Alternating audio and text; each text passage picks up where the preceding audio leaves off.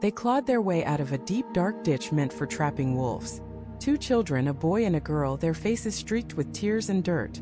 The farmers, reapers working the harvest under the hot August sun, stopped dead in their tracks. It wasn't the children's strange, unfathomable clothing that paralyzed them. It wasn't the babbling melodic language they spoke, a tongue that belonged to no known corner of the earth. It was their skin. It was green. Not the pale, sickly green of illness, but the vibrant, living green of a new spring leaf. They were utterly, impossibly green. This event, recorded by not one, but 2 respected historians of the 12th century, is not a fairy tale. It's a historical account, an anomaly so profound it challenges everything we think we know about our own world. For centuries, the story of the Green Children of Woolpit has been a quiet, unsettling footnote in the annals of history. But the question it forces us to ask is one of the most terrifying and exhilarating we can possibly imagine. If they weren't from our world, where in God's name did they come from? And what does their arrival mean for the rest of us? To understand the sheer shock of this moment, you have to transport yourself back in time. This was not modern England. This was the 12th century, during the chaotic reign of King Stephen, a time we call the Anarchy. The world was small, brutal, and steeped in a potent cocktail of faith and fear. For the people of the tiny, isolated village of Woolpit in Suffolk, the world ended at the edge of their village. Beyond the fields they farmed was the dark, ancient forest, a place of folklore, of demons, of wolves, and of things far, far worse. The village itself was named for the very pits the children were found in. Deep trenches dug to trap the predatory wolves that stalked the edges of their civilization. It was a world lit by fire and governed by superstition. In this world, anything that was different was a threat. It was a sign, an omen, and nothing had ever been more different than this. The reapers, armed with sickles and scythes, cautiously approached the weeping children. They spoke to them in the rough English of the time, but the children only cried harder, responding in their own fluid, incomprehensible language. Their clothes were bizarre, made of a texture and cut the villagers had never seen, the color as strange as their skin. There was no village nearby they could have come from. No traveling family had lost them. They seemed to have materialized out of the very earth itself. Fear gave way to a mixture of pity and religious awe. Were they a test from God? Were they fae folk, spirits of the forest given flesh? Or were they something darker? A demonic trick to lure the good people of Woolpit to their doom? Despite their terror, they couldn't leave them to die. They brought the strange, green children back to the village, a procession of bewildered farmers leading 2 beings who might as well have fallen from the moon. They were taken to the home of a prominent local landowner, a knight named Sir Richard de Conn, a man of standing and reason. His home became a prison, a laboratory, and a sanctuary all at once. The first crisis was starvation. The children refused all food. The villagers offered them bread, the staple of their diet. They turned away weeping. They offered them cooked meats, vegetables from the garden, the finest food the village could provide. The children wouldn't touch it, as if they didn't even recognize it as food. Days went by. The boy, who was younger and smaller, began to fade. His green skin seemed to grow duller, his cries weaker. The villagers were watching them starve to death, helpless. Then a breakthrough, a moment of pure chance. Some servants brought in a bundle of broad beans, freshly picked from the stalk. The children's eyes lit up with a spark of recognition. They frantically gestured, trying to open the bean pods. When the villagers showed them the beans inside, they devoured them, raw and uncooked, as if it were the only food they had ever known. For weeks, it was all they would eat. Raw beans. This single, bizarre detail only deepened the mystery. What kind of world produces people who only eat one thing? A world where everything else is poison? A world with no fire to cook? A world under the ground? The beans kept them alive, but the boy never truly recovered from his initial starvation and the shock of his new environment. He was filled with a profound sadness, a listlessness that couldn't be broken. He grew weaker and weaker, a strange green flower wilting under an alien sun. Within a few months of their arrival, he died. The girl, however, was a survivor. Left alone, she slowly, cautiously began to adapt. She started to eat other foods, first bread, then more. And as she did, something incredible began to happen. The green hue of her skin started to fade. Over many months, it was replaced by the pale, familiar complexion of an English girl. It was as if the alien nature of her body was being overwritten by the food of this world. She was given a name, Agnes. She was baptized into the Christian faith, formally severing her from whatever pagan or unholy world she had come from. And most importantly of all, she began to learn English. Slowly at first, then with growing fluency she learned to communicate. The entire village, the entire country held its breath. For the first time, the mystery that had walked out of a wolf pit might finally be solved. The questions that had haunted them could now be answered. Who was she? Who was the boy? Why were they green? And the one question that eclipsed all others: where did you come from? Imagine the scene. A medieval hall, firelight flickering on the walls. The girl Agnes, no longer a strange green creature, but a young woman, now able to speak their language. Sir Richard de Conn, the chroniclers, the priests, all leaning in, desperate to hear her story. And Agnes, taking a deep breath, finally began to speak. She told them of her home. A land, she said, that was not like this one. A land of permanent twilight, where the sun never fully rose. Place she called St. Martin's Land. St. Martin's Land. The name hung in the air, thick with mystery. To the people of Woolpit, huddled in that room, it sounded like a saint's parish, a place that should be familiar, perhaps just a few days' journey away. But the land Agnes described was anything but familiar. Through halting words in her newly learned English, she painted a picture of a world bathed in perpetual twilight. Imagine, if you can, living your entire life in the soft, dim glow that follows a sunset. A world where the brilliant, harsh glare of a midday sun is a concept as alien as the moon being made of cheese. In St. Martin's Land, she said, the sun never climbed high into the sky. It lingered at the horizon, a pale, weak disk of light that cast long shadows and painted everything in a hazy, ethereal glow. And everything, she insisted, was green. Not just the fields and the leaves on the trees, but everything. The people, their skin, their hair. All shared the same strange, verdant hue that she and her brother had when they first arrived. It was their normal. To them, the pink and white tones of the Woolpit villagers were the shocking, unnatural colors. She spoke of a life that was, in many ways, just like theirs. They kept livestock, they worked the land, they lived in homes built from the materials around them. It was a Christian land, she claimed, with churches and bells that rang out across the hazy landscape. This detail was particularly stunning to her medieval audience. How could a place so utterly alien share their faith? It was a paradox that defied all known geography and theology. Richard de Conn, listening intently, must have been wrestling with the implications. He was an educated man, a man of the world. He knew the maps. He knew the stories of distant lands brought back by crusaders and merchants. But none of them, not a single one, spoke of a subterranean world of green people living in eternal twilight. Agnes's story wasn't just from a foreign country. It was from a foreign reality. The crucial question, the one everyone in the room was desperate to ask, was finally posed. If this St. Martin's Land was her home, how in God's name did she and her brother end up in a wolf pit in Suffolk, England? Agnes's expression clouded over, the memory clearly a difficult one. She explained that on that fateful day, she and her brother were out in the fields, tending to their father's flock. It was a day like any other in the dim light of their home. Then suddenly something changed. A sound began to build around them. It wasn't a storm, not a sound of nature they recognized. She described it as a loud, disorienting, and beautiful noise, like the pealing of great bells. She said it was as if all the church bells of their land had suddenly rung out at once, a deafening, hypnotic chorus that seemed to pull them forward. Drawn by this irresistible sound, they left their flock and began to walk. They found the entrance to a cavern, a dark mouth in the earth from which the chiming seemed to be echoing. Hand in hand, the two children, filled more with curiosity than with fear, stepped out of the twilight and into the pitch-black darkness of the cave. They walked for what felt like an eternity, following the sound deeper and deeper into the earth.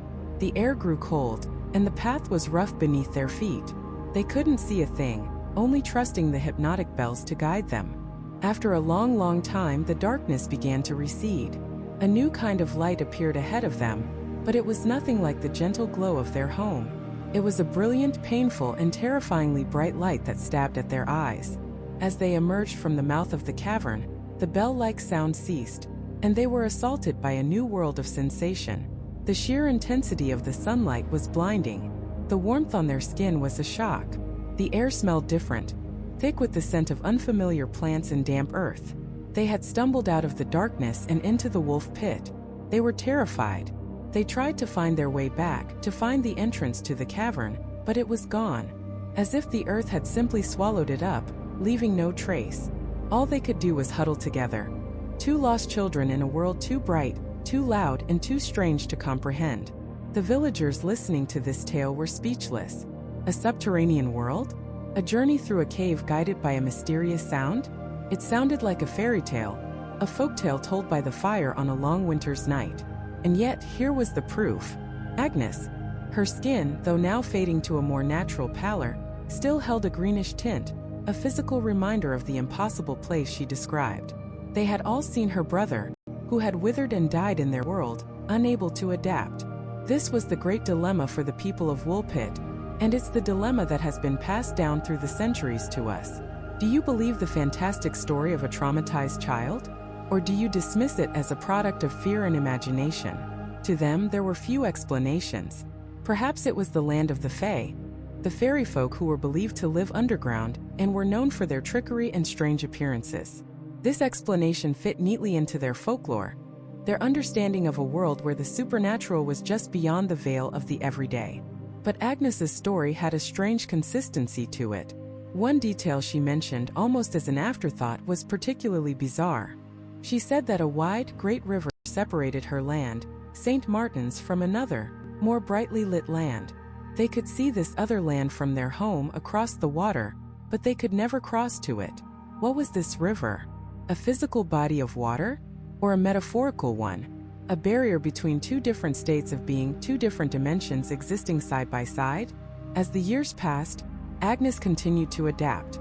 The last vestiges of green faded from her skin. She learned to eat the food of Woolpit, leaving her diet of raw beans far behind. She grew up and was by all accounts a normal, if somewhat melancholy, young woman. She eventually married a man from the nearby town of King's Lynn and started a new life. She became, on the surface, one of them, but she never ever recanted her story. To her dying day, whenever asked, she would repeat the same tale. The land of twilight, the green people, the deafening bells, the long dark walk through the earth, and her brother who never made it. Her story became a local legend, a strange piece of Woolpit's history. But thanks to the two chroniclers, Ralph of Coggeshall and William of Newburgh, who wrote it all down, it became more than that. It became a historical puzzle. They didn't treat it as a fairy tale. They recorded it as a factual event, a strange and inexplicable occurrence that they themselves were trying to understand. They were, in essence, the very first investigators of this profound mystery. They preserved the testimony of the only witness, leaving us 800 years later to sift through the facts and ask the same questions they did. What was this place, St. Martin's Land? Was Agnes telling the truth, the whole truth, and nothing but the truth? Or was her story a confused memory, a child's fantasy born from an unimaginable trauma we can only guess at? The problem is, the more you scrutinize the details, the stranger it gets.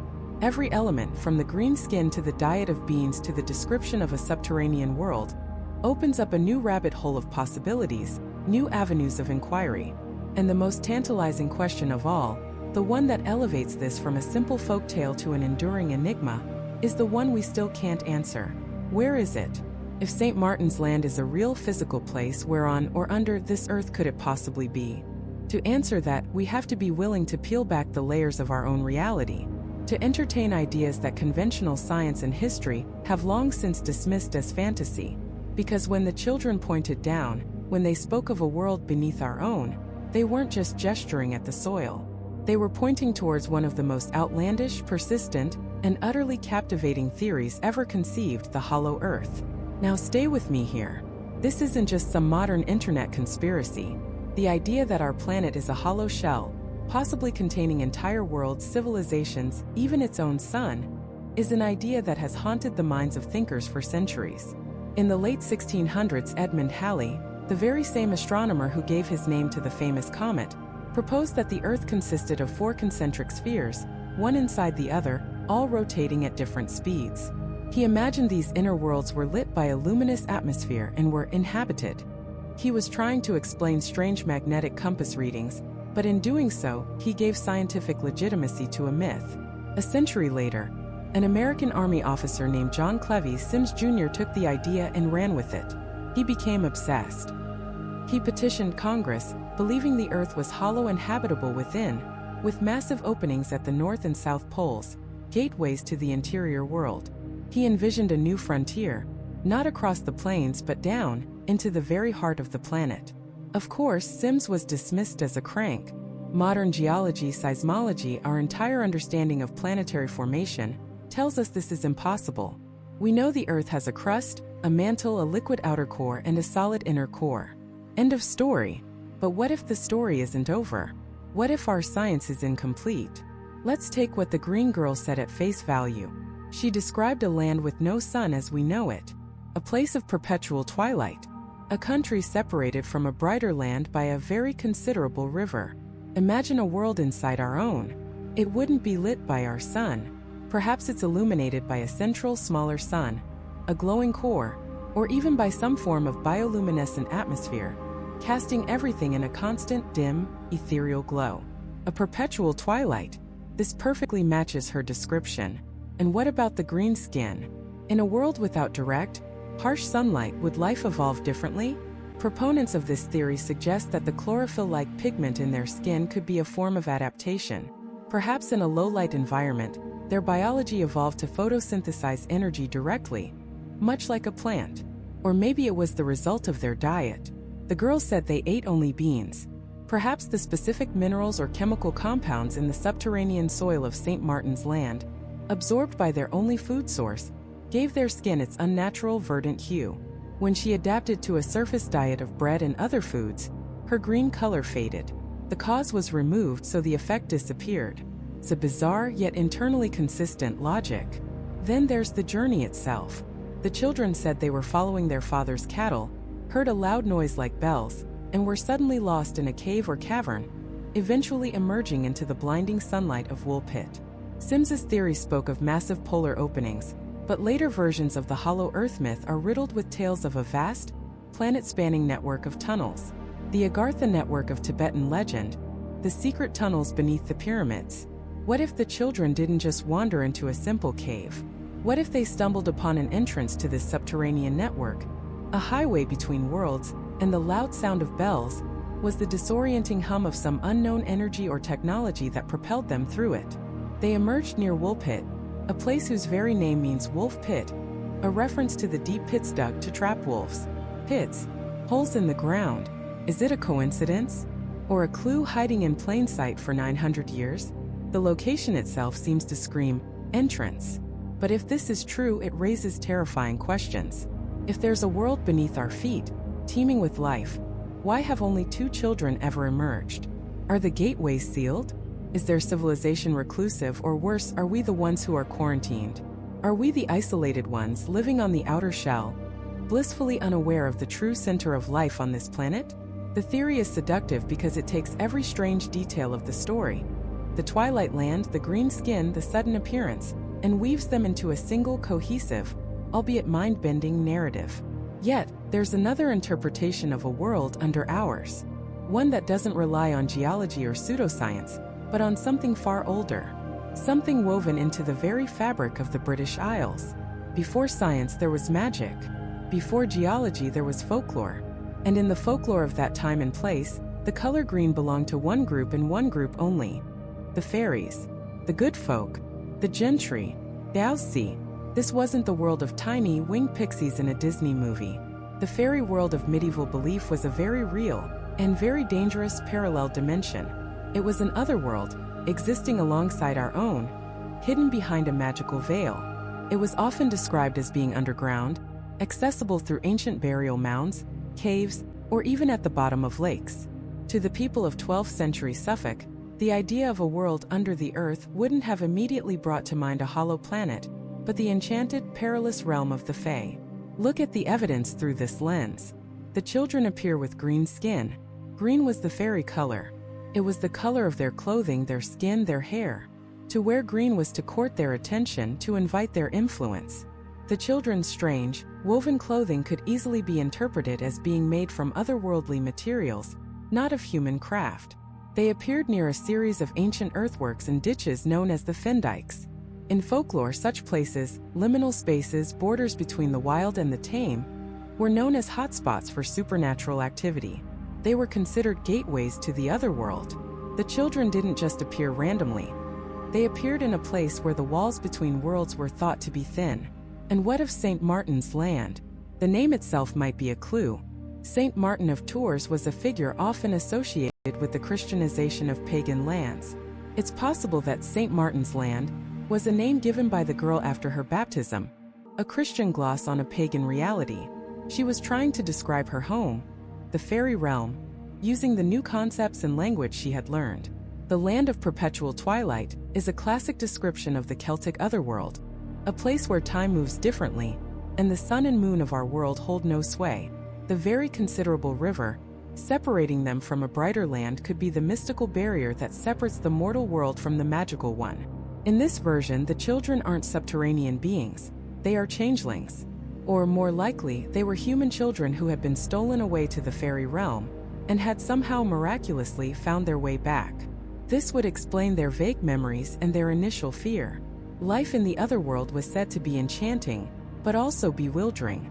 The boy, being younger and perhaps more deeply enchanted, couldn't adapt to our world. He wasted away and died, a common fate for changelings in folklore who return to the mortal plane. The girl, however, survived. She assimilated, but she was always seen as other, known for her very wanton and impudent behavior, a trait often ascribed to those who had spent time with the mischievous and amoral fae. So we are left with two incredible, competing visions of a world beneath our own. One is a physical, pseudoscientific realm of inner suns and lost races. The other is a magical, supernatural dimension of folklore and peril. One offers a bizarre biological explanation for the children's green skin. The other a symbolic, cultural one. Both, in their own way, fit the facts as they were recorded. Both lead us down a rabbit hole, or perhaps a wolf pit, of incredible possibilities. But both of these theories, the hollow earth and the fairy realm, share one fundamental assumption: that the children came from below.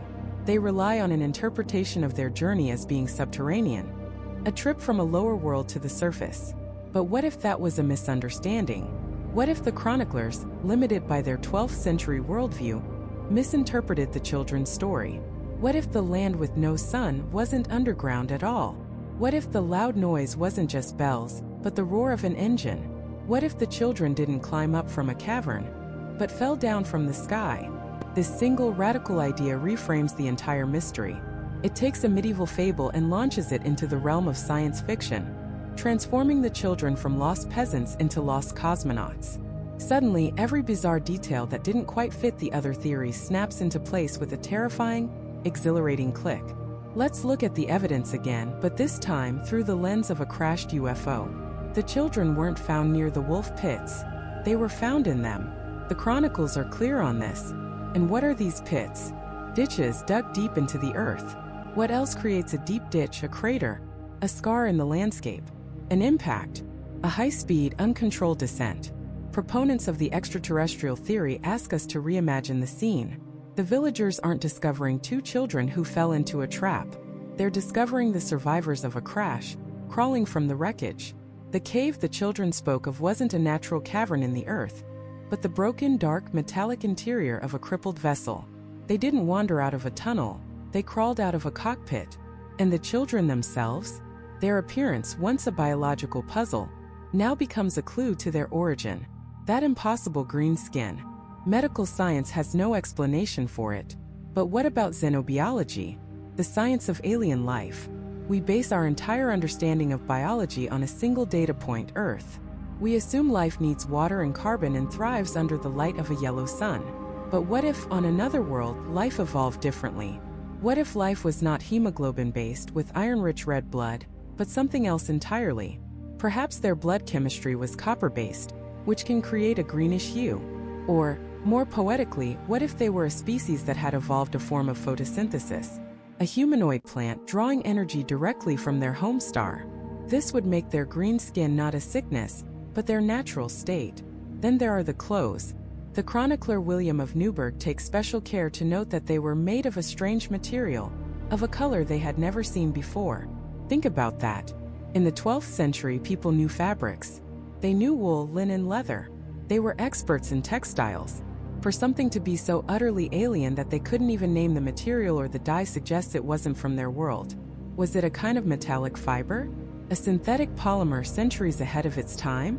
The uniform of a visitor from a place with a technology far beyond their comprehension. The language they spoke, which baffled the most learned men of the era, is perhaps the strongest pillar of this theory. It wasn't a forgotten dialect or a strange accent.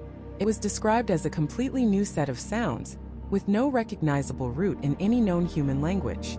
If they were from a lost colony or a hidden community on Earth, their language would still, after centuries, bear some resemblance to its parent tongue. But this was different. This was, for all intents and purposes, alien. A language born under a different sky. And what about their bizarre diet? Their refusal of all food except for raw beans. First, it seems nonsensical. But consider the desperation of a castaway. Imagine you've crashed on a hostile, alien world. You don't know what's safe to eat. The plants are strange, the animals are menacing. You are starving. What do? You search for something, anything that resembles what you know. The children, with their potentially plant-based biology, saw the green pods of the beans and perhaps recognized something familiar. A shape, a color, a texture that reminded them of the sustenance of their home world. It wasn't a choice. It was a desperate biological gamble for survival. They weren't being picky. They were trying not to be poisoned. This brings us to the most compelling piece of the puzzle. Their story. The description of their home. They called it the Land of St. Martin. A name that likely meant nothing to them, but was the closest translation the English could find for a concept they couldn't grasp. The children described a land of perpetual twilight, a place where the sun never fully rose, and everything was bathed in a dim greenish light. They said a luminous river separated their land from another brighter land. For centuries, this was interpreted as a subterranean world.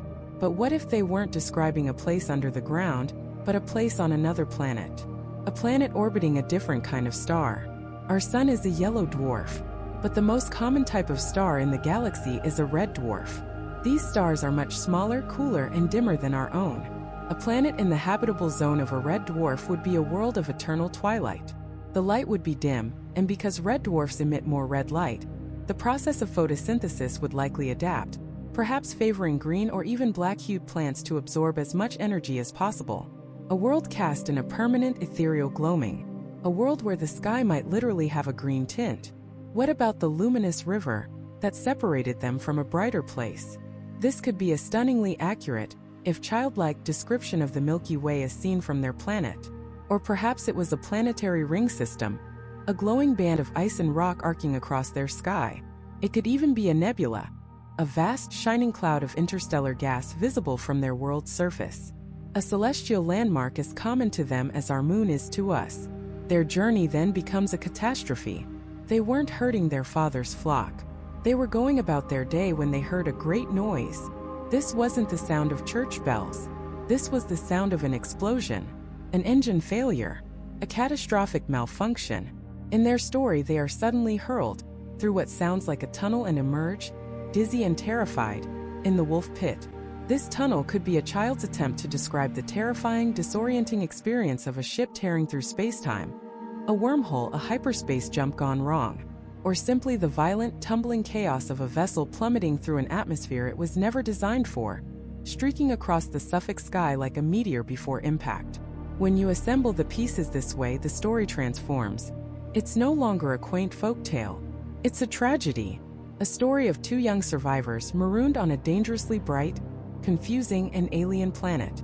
Their parents, their world, everything they ever knew is gone, separated from them by an unimaginable void. Their green skin isn't a curiosity, it's a mark of their otherness. Their strange language isn't gibberish, it's a lament for a home they can never return to. The boy's eventual death takes on a new poignancy. He was the younger one, perhaps less adaptable.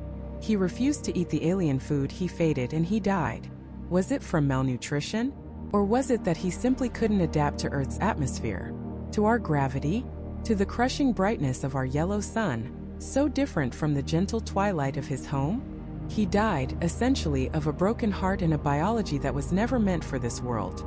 The girl, who they named Agnes, survived. She adapted. She learned the language, she started eating earth food. And most tellingly, her green skin slowly faded to a normal human pallor. Why? If her greenness was natural, why would it disappear? Perhaps our atmosphere, our food, our sunlight, fundamentally changed her biology. Or more chillingly, perhaps the green color was never her skin at all. What if it was the residue of the atmosphere inside their ship? A nutrient-rich, life-sustaining vapor that clung to their skin and clothes, and which slowly wore off in our foreign environment. This theory, as wild as it sounds, resolves nearly every contradiction in the tale. It explains the skin, the clothes, the language, the diet, and the hauntingly beautiful, yet utterly alien description of their home. It turns a medieval mystery into what might be one of the oldest and most well-documented close encounter stories in human history.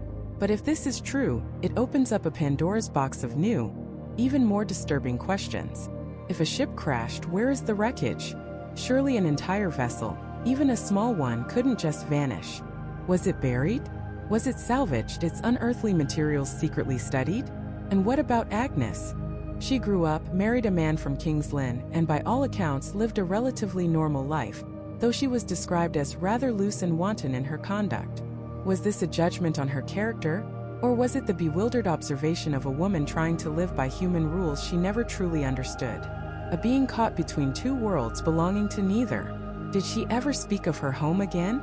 Did she ever look up at the night sky, searching for that dim red star, that luminous river, that twilight land she had lost forever? The answers she might have given are lost to time.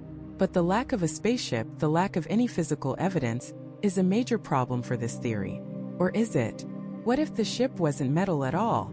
What if it was something else? Something organic? This idea of a biological or organic ship solves the problem of wreckage neatly. If their vessel was a living thing, it might have simply crawled back into the cave it came from, or burrowed back into the earth. Or, if it was damaged beyond repair, it would have simply decomposed. Like any other living creature, it would return to the soil, leaving no trace. No metal fragments, no strange alloys, just enriched earth in a forgotten pit. But this raises an even more profound question. A civilization capable of growing living ships isn't just technologically advanced, it's fundamentally different. Their science, their engineering, their entire relationship with the universe would be built on principles of biology, not mechanics. And if their technology is that different, it's almost certain their world would be, too. Which brings us to one of the oldest and most persistent theories about this case. A theory that sidesteps the question of distant stars and interstellar travel entirely. What if the children didn't come from up there, but from down there? The theory of a hollow Earth. It sounds like pure fantasy, the stuff of pulp novels and adventure movies. But for centuries, it was a subject of serious scientific and philosophical debate. The idea is simple yet staggering, that the planet we live on is not a solid ball of rock and magma, but a hollow shell. And within that shell exists another world, a vast, hidden landscape lit by a miniature sun at its core. A world with its own atmosphere, its own geography, and potentially its own life. Ancient myths from around the globe tell of underworlds and subterranean kingdoms, Agartha, Shambhala, Patala. These weren't just hellscapes of fire and brimstone. They were often described as paradise-like realms of enlightened beings. In the 17th century, the brilliant astronomer Edmund Halley, the man who predicted the return of his famous comet, proposed a scientific model of a hollow Earth. He suggested the planet consisted of multiple concentric shells, each one potentially habitable, all rotating at different speeds around a luminous central core. He even used this theory to try and explain anomalies in the Earth's magnetic field. So, for a moment, let's suspend our disbelief. Let's entertain this incredible idea. If there is a world beneath our feet, could it be the place the Green Children called home? Suddenly, the pieces of the puzzle don't just fit. They snap into place with an unnerving click. Let's go back to the girl's testimony, the only real evidence we have. She said they came from a place called St. Martin's Land, a place where the sun never rose, and the people lived in a perpetual twilight. This description has always baffled historians. But in the context of a hollow Earth, it makes perfect, chilling sense. A world lit by a central, stationary sun would have no sunrise or sunset. It would be bathed in a constant, even dim light. A perpetual twilight. And the green skin? On the surface world, our skin evolved to handle the harsh, direct radiation of a yellow sun. But what would life look like under the gentle, diffused glow of a central core? Perhaps the flora of the inner world evolved a different kind of photosynthesis, based on this unique light. Maybe the very air is different, filled with unknown elements or spores from alien vegetation. It's been theorized that the children's green hue wasn't a sickness, but an adaptation, a form of chlorophyll in the skin, or perhaps a symbiotic relationship with subterranean algae, allowing them to draw energy directly from their environment. An environment where the very soil and plants they consumed colored their bodies from the inside out. Then there's the matter of their diet. They refused all surface food, starving themselves, until they saw the familiar color and shape of broad beans. Why? Because it was the only thing they recognized. In a self-contained subterranean ecosystem, the variety of food might be extremely limited. It's possible that this specific type of legume, or something that looked almost identical to it, was the staple, or even the only crop of St. Martin's land. It was their bread, their water, their everything. The sight of it wasn't just a discovery of food, it was a psychological anchor, a taste of a home they thought they'd lost forever. But the most compelling piece of evidence is the story of their arrival. The girl didn't describe a crash. She didn't talk about an engine failure or an explosion. She said they were herding their father's flocks when they heard a loud noise, like the ringing of bells. Hypnotized by the sound, they followed it into a cavern, a cave. They wandered through the darkness for a long time, until they emerged from the other side, blinded by the unbearable light of our sun, and stumbled into the wolf pit at Woolpit. This isn't the story of an alien visitation. It's the story of two children getting lost. Imagine it. Two kids living their lives in a world of soft gray-green light. One day, a strange and beautiful sound echoes through their world. A sound unlike anything they've ever heard. The deep, resonant peal of the church bells from the abbey at Bury St. Edmunds, vibrating down through miles of rock and earth. A whisper from another world. Curious, they follow the sound. They enter a cave system they've never explored before. They walk and walk, the sound getting louder, pulling them forward. And then they take a wrong turn. They emerge, not back into their familiar twilight, but into the searing, terrifying blaze of a sky they didn't know existed. The hollow earth theory explains the Twilight Land, it explains the green skin, it explains their diet, and it provides a perfectly logical, non-technological explanation for their arrival. They didn't need a spaceship, organic or otherwise. They just needed a cave. This explanation reframes the entire story. It transforms it from a tale of extraterrestrial contact into something almost more profound, more intimate. It suggests that we may not even know the true shape of our own planet, that we walk on a thin crust, blissfully unaware of a whole other world teeming with life, separated from us by nothing more than a few miles of rock. The girl eventually lost her green color. She adapted to our food, our sun, our world. She assimilated. But in doing so, she lost the very thing that made her unique. She lost the proof of where she came from. All that was left was her incredible story. A story that seems to perfectly describe a journey from the inside of our world to the outside. It's a near-perfect fit. It answers almost every question, but it opens up a new one, a much, much bigger one. If the Green Children could wander out of their world by accident, what else might be living down there? And what would happen if something else, something far older and less innocent, decided to follow the same path? That question hangs in the air, heavy and cold. For centuries, we've told stories about what lies beneath the soil. We call it the underworld, the netherworld, Hades, Sheol, a place of shadows, of endings. We bury our dead there, sealing them under 6 feet of earth, as if to make sure they stay put. It's a primal human fear, the fear of what's below. We can see the stars, but we can't see through the ground we stand on. It is the ultimate unknown, the final frontier right under our feet. And the story of the Green Children takes that ancient, deep-seated fear and gives it a face. 2 small, terrified faces with skin the color of new spring leaves. They weren't demons or spirits of the dead. They were flesh and blood. They were lost. And if they came from a world beneath our own, they proved that it wasn't a land of the dead. It was a land of the living. This idea that the earth is not a solid ball of rock and magma is not some New Age fantasy. It's a theory that has been seriously entertained by some of the greatest minds in history.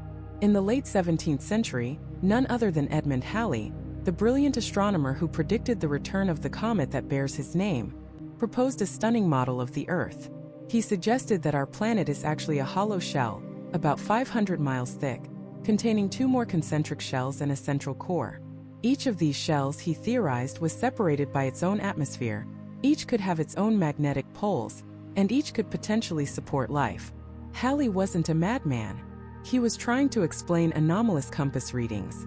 He noticed that the Earth's magnetic field seemed to have 4 poles, not 2, and it shifted over time.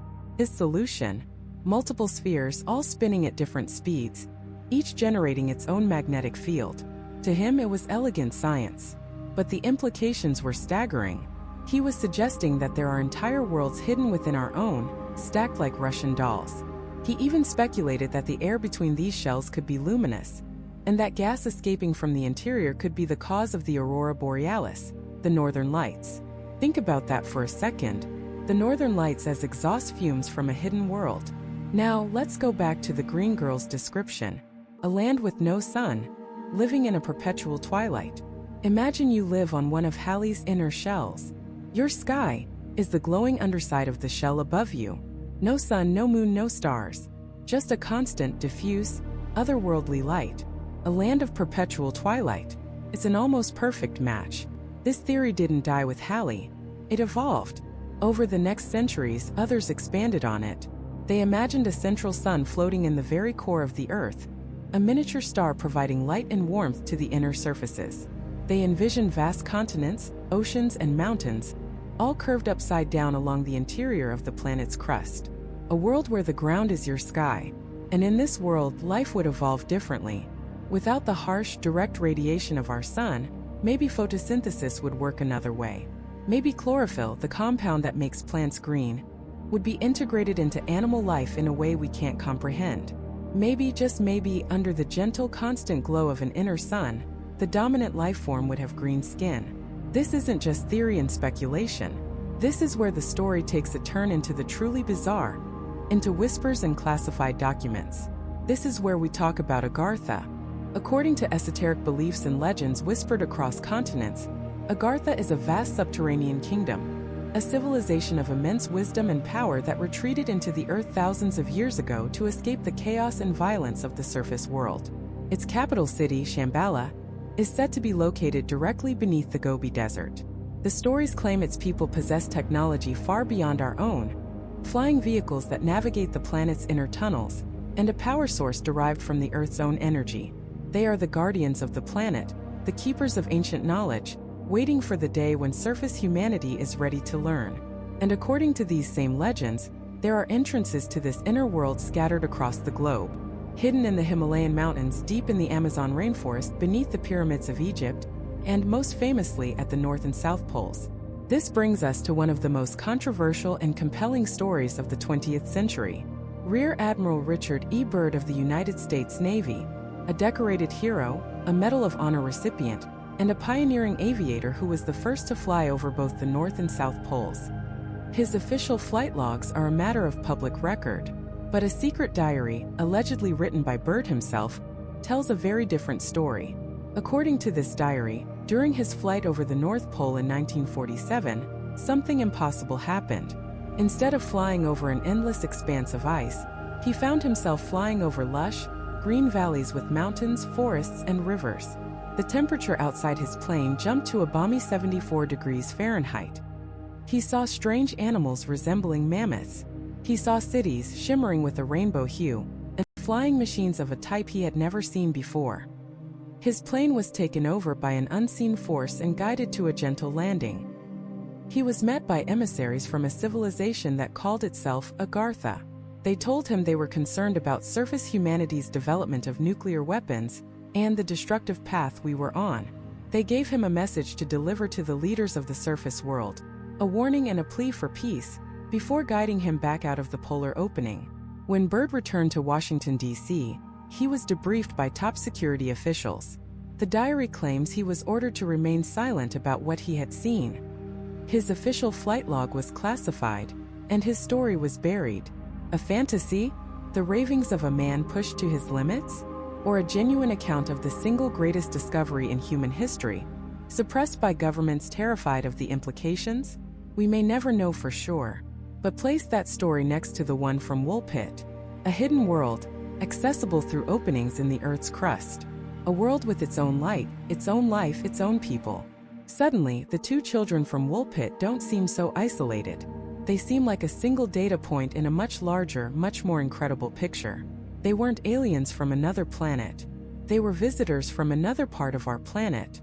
They didn't fall from the sky, they climbed up from the ground. They stumbled through one of Agartha's many doorways, a lesser-known entrance perhaps, a forgotten back door that opened into a simple wolf pit in a Suffolk field. Their strange clothes? The fashion of a civilization we've never met.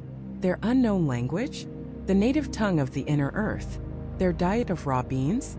A staple of a unique subterranean agriculture. It explains everything. The green skin, the twilight world, the sudden and baffling appearance. The hollow earth theory takes all the disparate, confusing pieces of the Woolpit legend and snaps them into place with a chilling, unbelievable click. But it also opens up a Pandora's box of new questions. If Admiral Byrd was met by a highly advanced, benevolent civilization, what does that say about the children? Were they exiles? Refugees? Or were they just lost, two kids who wandered too far from home and took a wrong turn in the tunnels? And if the people of Agartha are so advanced, why haven't they made more open contact? Why just a cryptic message to an admiral and a couple of lost children? The legends say they are peaceful guardians. But legends can be wrong. We've been living on the surface, on the thin, fragile skin of this planet, assuming we're the only ones here. What if we're not? What if we're just the noisy tenants living in the attic, completely unaware of the real landlords living in the mansion down below? The story of Admiral Byrd is just the beginning. The official records are sealed, but whispers persist. Whispers of other expeditions, other entrances. Whispers of Nazi involvement in Antarctica, searching for a gateway to this inner world. Whispers of strange seismic signals that sound like massive construction projects happening deep within the mantle. The rabbit hole goes so much deeper, because if the poles are the grand entrances to this inner world, then where are all the other doors? And what happens when another one creaks open, not in a remote field in the 12th century, but in the middle of a bustling city right now? Imagine it. A Tuesday afternoon, downtown Chicago, the rumble of the L train overhead, the sea of faces glued to their phones, and then a flicker, a shimmer in the air above a subway grate, like heat haze on asphalt but green. The shimmer solidifies, pulses with a soft, emerald light, and then two children are standing there. They're dressed in clothes made of a material no one recognizes. Their skin has the pale green tint of new spring leaves, and they're speaking a language that sounds like a melody and a machine all at once. How long would it take for them to be on every screen on the planet? Seconds. The world would grind to a halt. Scientists, governments, every person with a phone would be focused on one single question. Where did they come from? We would have technology the 12th century couldn't dream of. DNA sequencing, linguistic analysis, deep space telescopes. We would scan their biology, we would search the stars. But what if the answer wasn't out there, in the cold vacuum of space? What if the answer was right under our feet, and the clue wasn't in their DNA, but in the one cryptic description the Woolpit girl gave of their journey? She said they were following their flock when they heard a loud noise, and were suddenly pushed through a great river of light into the wolf pits. A river of light. Not a ship, not a tunnel, not a door in the conventional sense. A river. What on earth could that mean? For decades, this phrase has been a footnote, a piece of medieval poetry. But to some researchers, it's not poetry. It's a map, and it points to a hidden network of energy that crisscrosses our entire planet. They're called ley lines. The concept was first proposed in the 1920s by an amateur archaeologist named Alfred Watkins. He was riding his horse across the Herefordshire countryside in England when he had a sudden revelation. He looked out at the landscape and saw a straight line, an invisible pathway, connecting ancient mounds, old churches, prehistoric standing stones, and crossroads. He suddenly saw the entire landscape as a web of these straight tracks. He believed they were ancient trade routes, alignments guided by line of sight. But others took his idea and ran with it in a much more mystical direction. They proposed that these weren't just physical paths. They were conduits of raw terrestrial energy, rivers of telluric force that flow through the earth like currents in an ocean. They believed ancient civilizations knew about these lines. That they didn't just build their sacred sites, Stonehenge, the pyramids of Giza, Machu Picchu, in random locations. They built them on specific points where these ley lines crossed, creating nexuses of immense power. Places where the veil between worlds was thin. Now this is where it gets interesting. Skeptics will tell you, and they're not wrong, that if you put enough points on a map, you can connect them in straight lines to mean anything you want. It's a classic case of seeing patterns where none exist. And for a long time, that's where the debate ended. Pseudoscience. Wishful thinking. But what if both sides are a little bit right? What if the lines themselves aren't the power source, but are instead markers for something else? Something real, measurable, and profoundly strange. The Earth is a giant magnet. It has a molten iron core that spins, generating a massive magnetic field that surrounds our planet. This field is our shield. It deflects deadly solar winds and cosmic radiation, allowing life to flourish. It's mostly uniform, but it's not perfect. It has peaks and valleys, eddies and currents, just like a river. And in some places, this field is dangerously weak or bizarrely strong. Take the South Atlantic anomaly. It's a vast region stretching from South America to Africa where the Earth's magnetic field is at its weakest. It's like a dent in our planetary shield. Satellites passing through it get bombarded with radiation, causing their electronics to glitch and fail. Astronauts on the International Space Station have reported seeing strange flashes of light with their eyes closed when they fly through it. It's a known documented weak spot, a place where the boundary between Earth and the harshness of space is thin. Now let's go back to Woolpit. For centuries, people have tried to connect it to ley lines. And guess what? The village of Woolpit lies remarkably close to one of the most famous and powerful theorized ley lines in all of England, the St. Michael and St. Mary line. This line is a massive artery of alleged energy, running for hundreds of miles, connecting dozens of ancient sites, many named after St. Michael or St. Mary, which Christians often built over older, pagan sites of power. Is this just a coincidence? Maybe. But what if these ley lines aren't just imaginary lines connecting old churches? What if they are the folk wisdom equivalent of a magnetic survey map? What if ancient people, more in tune with the Earth, could sense these fluctuations in the planet's magnetic field? And what if they built their monuments on these spots not for worship but as warnings? As markers? Here be dragons. Or perhaps, here be doors. Think about the girl's description again. A great river of light. What does a powerful surge of electromagnetic energy look like? We see it in the sky as the aurora borealis, a literal river of light caused by solar particles interacting with our magnetic field. What if, deep within the Earth, similar rivers exist? Currents in the planetary magnetic field that, when they surge or cross in a certain way, can temporarily thin the fabric of reality itself? They heard a loud noise, she said, like the peal of bells. The sound of a massive energy discharge? A sonic boom from a dimensional breach? Then they were pushed, not walked, through the river of light. It was a violent, disorienting, and uncontrolled journey. They didn't steer their way here. They were swept up in a current. They were lost. This one detail reframes the entire hollow Earth theory. The entrance isn't a static, physical hole at the North Pole. The doors are not physical openings you can just walk through whenever you want.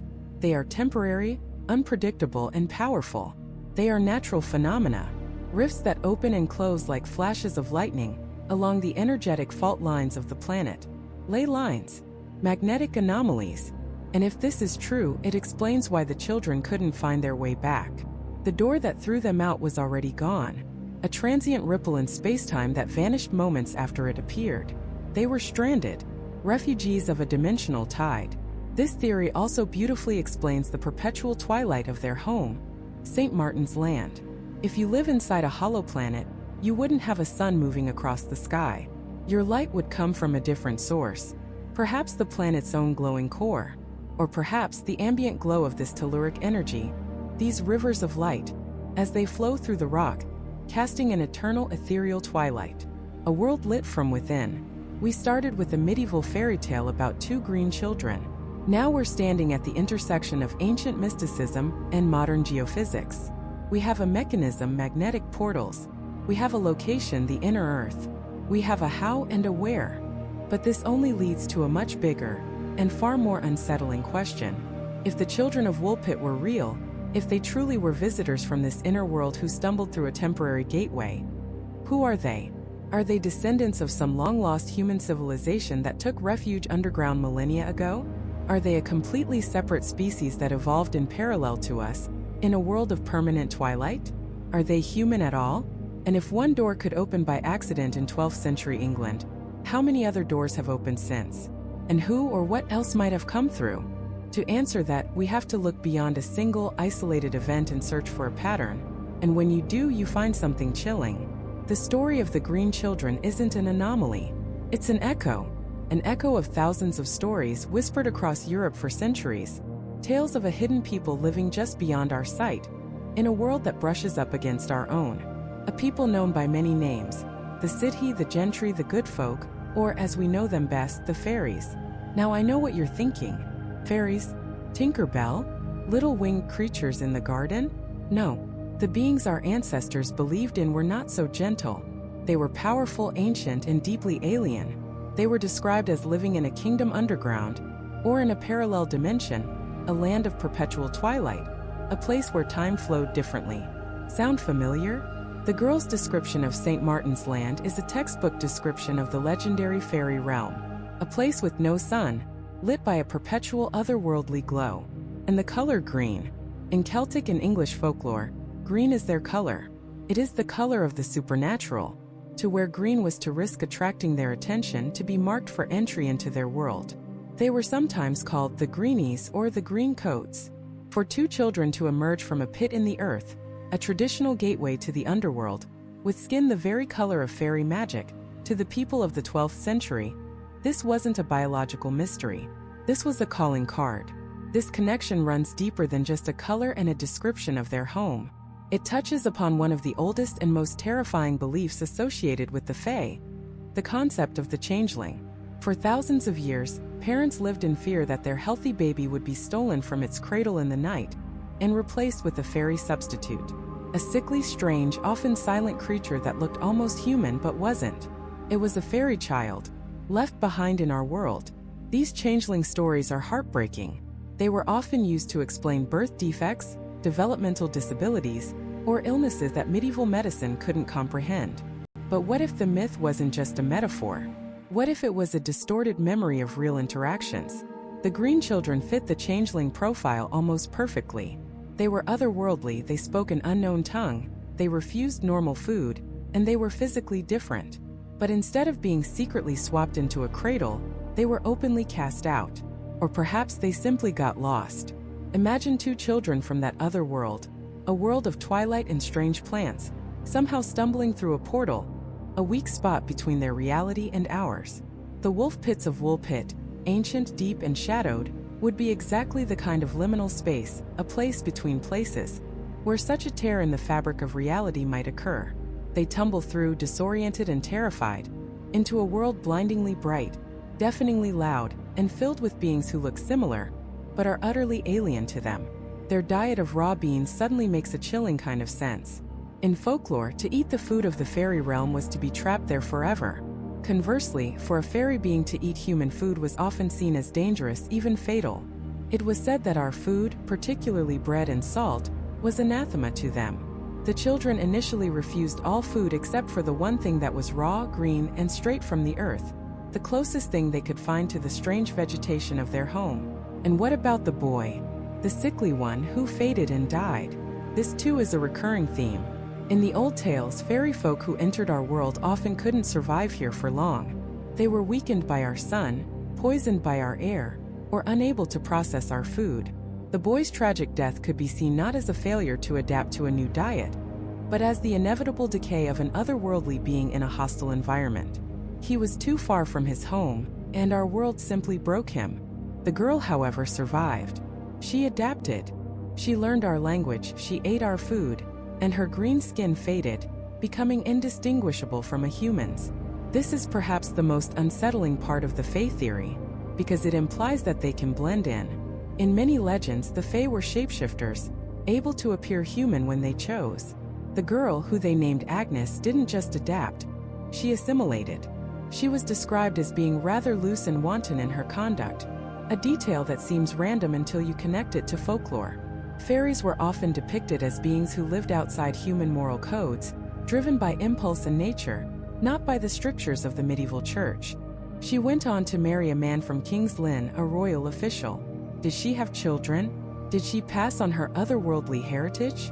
Are there people walking the earth today, completely unaware that their ancestry traces back not just to 12th century England, but to a twilight land that exists just beyond the veil of our own reality?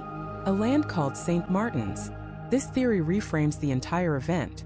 It's no longer a story about lost children, but about refugees from another dimension. It explains the green skin not as a symptom of a disease, but as their natural state. It explains their language not as a forgotten dialect, but as the tongue of a non-human species. It explains their appearance in a pit not as a bizarre accident, but as a crossing over at a place where the walls between worlds are thin. Of course, the modern rational mind dismisses these as folktales, as superstitions used by our ancestors to explain a world they didn't understand. And perhaps that's all they are. Perhaps the Fae are nothing more than a myth, a story to frighten children. But the sheer consistency of these myths, across cultures and centuries, is staggering. The details remain the same.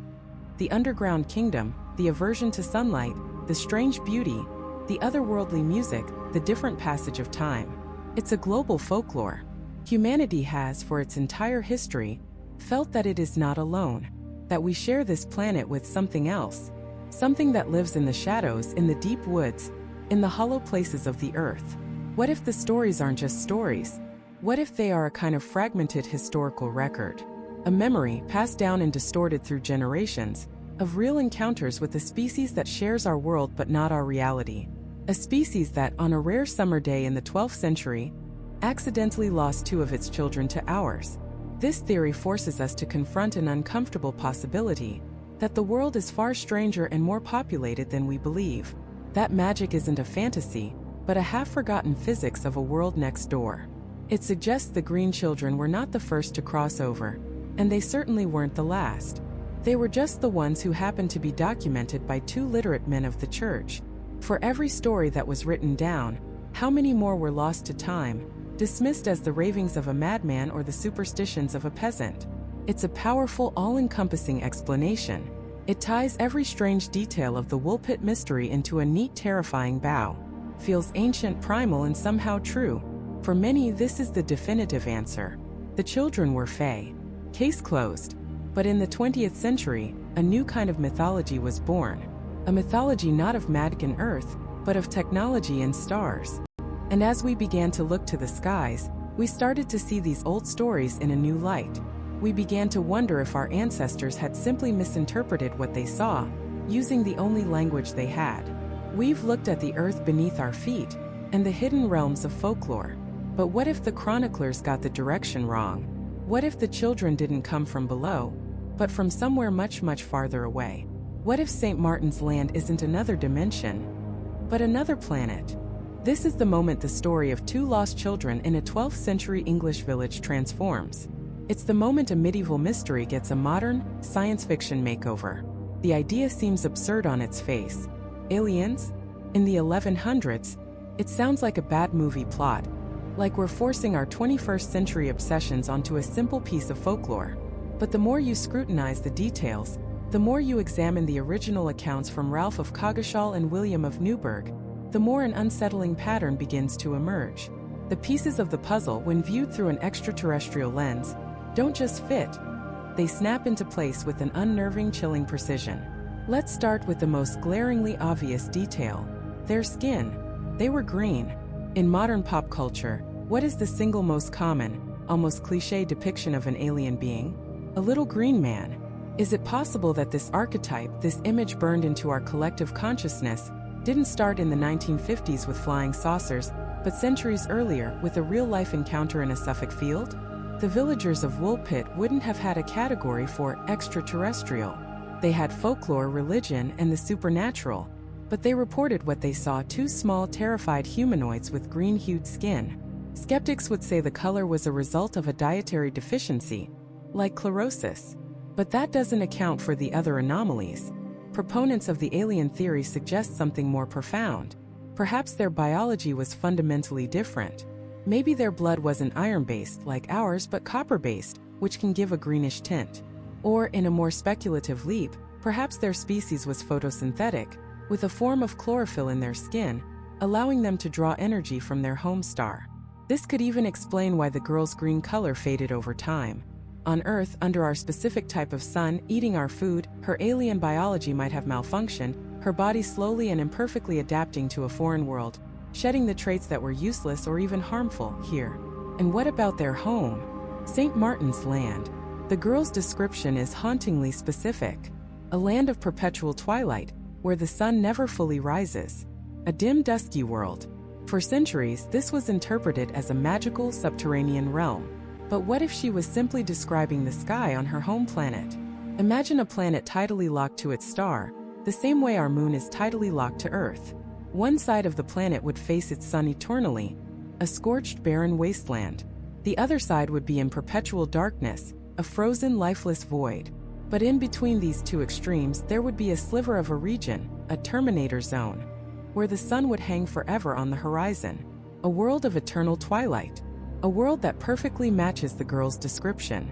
It's a known astronomical phenomenon, and it would be the only place on such a planet where life, as we can conceive of it, could possibly exist. Her account gets even more specific. She said they were tending their father's flocks when they heard a loud, sudden noise. They followed the sound and found themselves in a cavern, a long, dark passage. They wandered in the darkness for a long time before emerging, blinded by the brilliant light of our world, into the wolf pits of Woolpit. Let's re-examine that sequence. A sudden deafening sound. A dark, tunnel-like structure. A disorienting journey that ends in a completely different world. Is that the story of two children getting lost in a cave? Or is it the story of two children witnessing a catastrophic event? The loud noise could be the sound of a transport system activating, or a craft malfunctioning and crashing. The cavern they wandered through might not have been a geological formation at all. It could have been the damaged interior of a ship, or the disorienting non-physical space of a wormhole or a teleportation event. They weren't walking from one place to another on Earth. They were being transported, unwillingly, from one planet to another. This theory also elegantly explains every other bizarre detail. Their language was incomprehensible because it wasn't from Earth. It wasn't a lost dialect or a coded tongue. It was genuinely alien. Their clothes were made of a strange, unknown fabric because they were woven from extraterrestrial materials using non-human technology. Their initial refusal to eat anything but raw broad beans seems oddly specific for a fairy tale, but makes a certain kind of sense from a biological standpoint.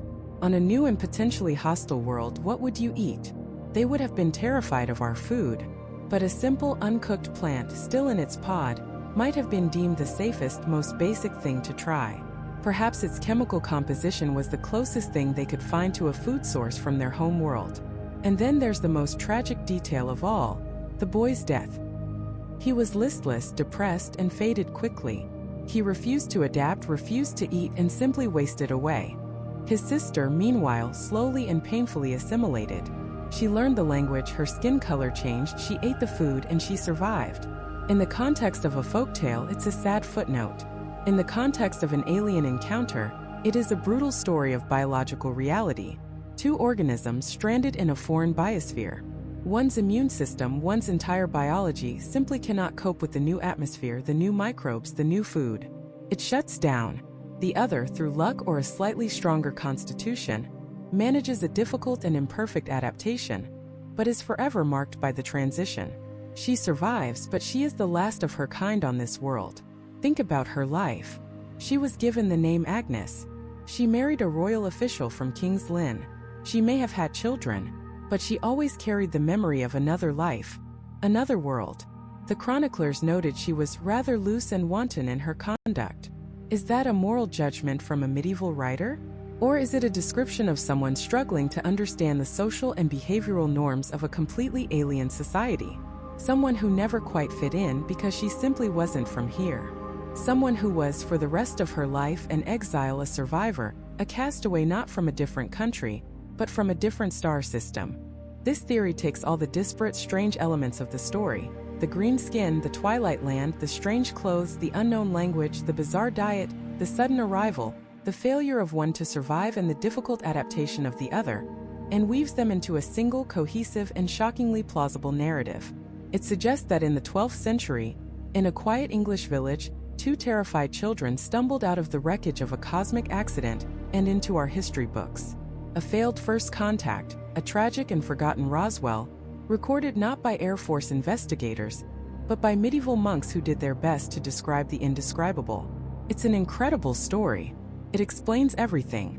It fits together almost too perfectly, and that perfection might be the most suspicious thing about it. Because when a story seems too good to be true, it's often because we're not seeing the whole picture. We've looked to the heavens for an answer, but what if the truth is far more terrestrial, and in its own way, even more disturbing? Let's start with a disease called chlorosis. It's also known grimly as the green sickness. It's a severe form of iron deficiency anemia, which can cause the skin to take on a distinct greenish pallor. It was common in periods of extreme malnutrition. Imagine two children starving, lost, their bodies failing them, stumbling out of a forest into a village. Their green skin isn't a sign of alien biology. It's a symptom of human suffering. This theory explains the color, their weakness, and even their eventual recovery, as they were introduced to a proper diet. The green faded as their health returned. It's a simple, tragic, and entirely plausible medical explanation. But it doesn't explain their language.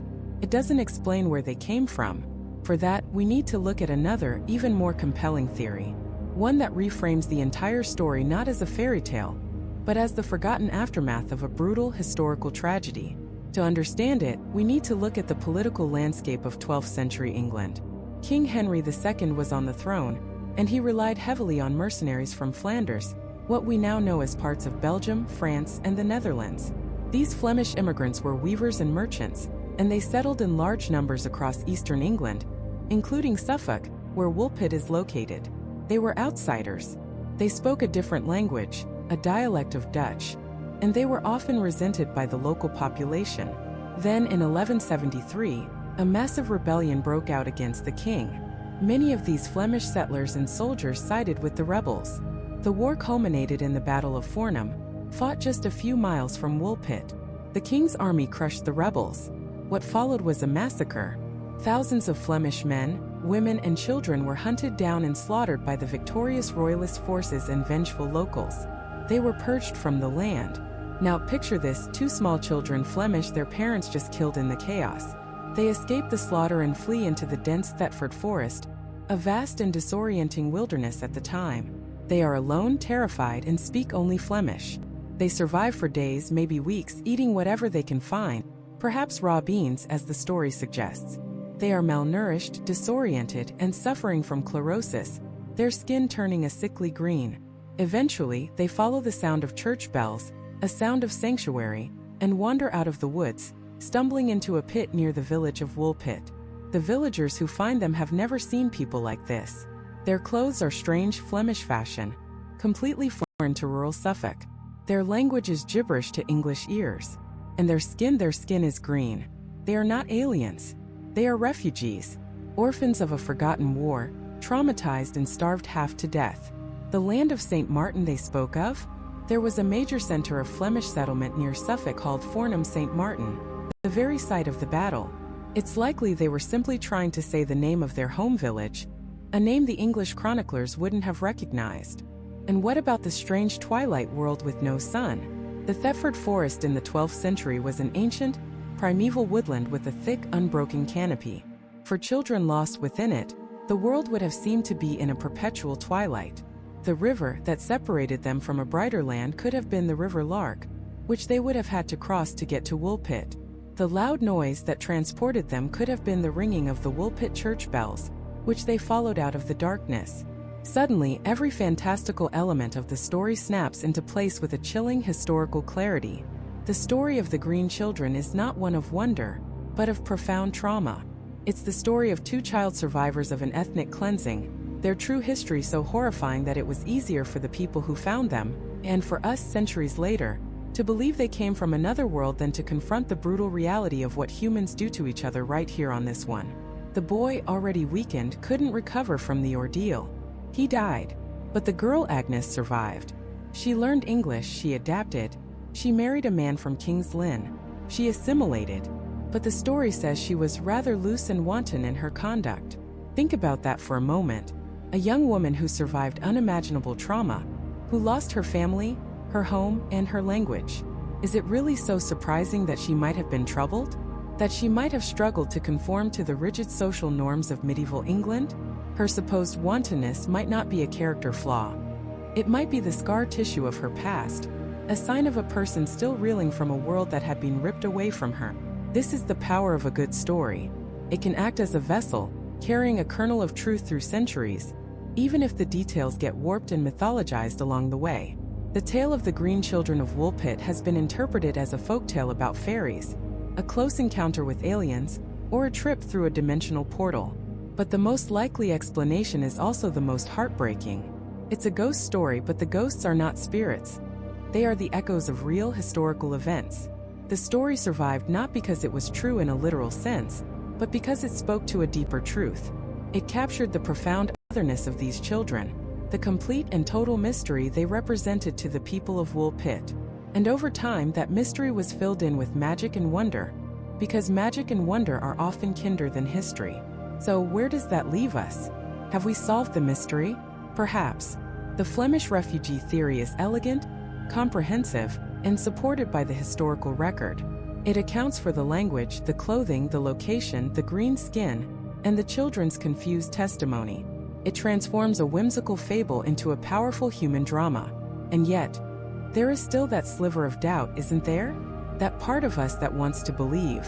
William of Newburgh and Ralph of Coggeshall were not writing fiction. They were chroniclers, historians of their time, and they presented this story as a factual event, a marvel that had occurred in their own land. They were intelligent men. Could they, and everyone in Woolpit, have been so completely mistaken? The story persists because it lives in that perfect, tantalizing space between the known and the unknown. It's a Rorschach test for our own beliefs. If you want to see evidence of extraterrestrial life, you can find it here. If you want to see proof of alternate dimensions, it's here. If you want to see a forgotten historical tragedy, that is here too. The story is a mirror. What we see in the tale of the Green Children tells us more about ourselves than it does about them. It reveals our hopes, our fears, and our unshakable human need to find meaning in the chaos of the world, to believe that even in the darkest woods, there is a possibility of magic. Ultimately, we will never know for certain. There is no DNA evidence, no archaeological proof. All we have is the story, a story that has survived for over 800 years, passed down from generation to generation, changing a little with each telling but always retaining its core, captivating mystery. Were they visitors from another world, lost in our own? Or were they just lost children, victims of a world that was far crueler than any alien planet? The true answer is buried with them, lost to time. But the question remains. And it's the question, not the answer, that makes the story of the Green Children of Woolpit truly immortal. What do you believe happened to them? Let me know in the comments below.